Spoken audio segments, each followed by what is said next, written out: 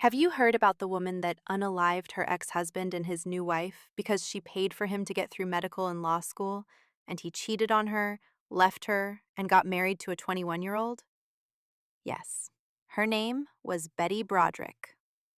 So, Betty met her husband, Dan Broderick, at a college dance when she was 17. They hit it off pretty well. Their relationship was amazing, and he asked her to marry him damn near every day for about 3 years until she finally said yes.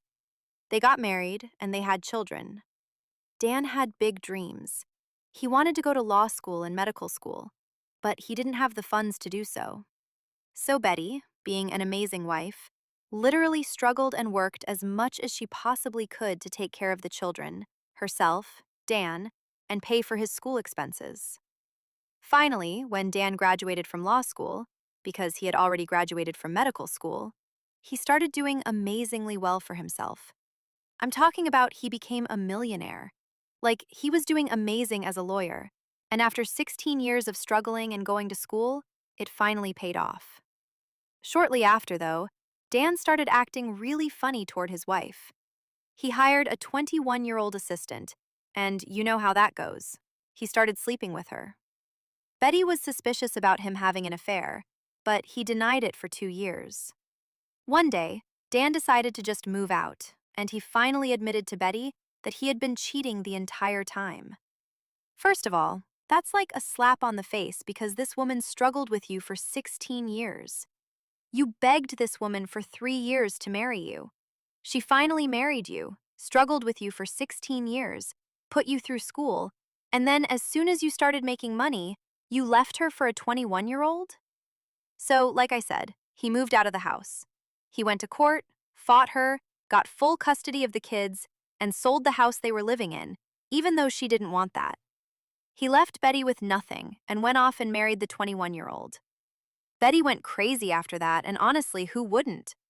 After that, she started bothering him and his new wife because she was heartbroken and didn't know how to get through that. She would come to the house, writing graffiti and different messages on the walls. She even drove a car into their house one time. And finally, when she couldn't take it anymore, she stole their daughter's key. She went inside the house late at night while Dan and his new wife were laying in bed, and she shot both of them with 5 bullets. Dan reached over trying to call the police on the phone, but he was already dying because, like I said, she had already shot both of them. While he was dying, he looked at Betty and said, "Okay, you shot me. I'm dying." They sentenced Betty to 32 years in prison, and she has already been denied parole twice.